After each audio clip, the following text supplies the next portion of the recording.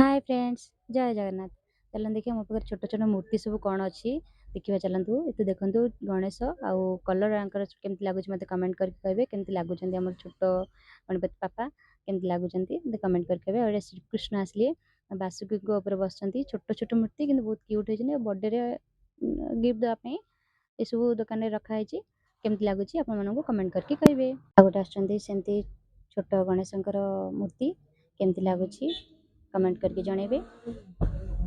आउ नेक्स्ट देखंतु केमती कृष्णकर भी माने लहुणी खाइबा वाला स्टैचू आपण मानु केमती लागुची मते तो बहुत भल लागले सेतबे मु आनिची दुकान पई।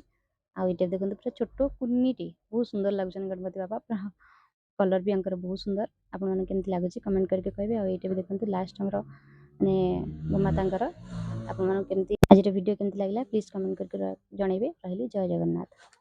मो चैनल को टिके सब्सक्राइब करेंगे।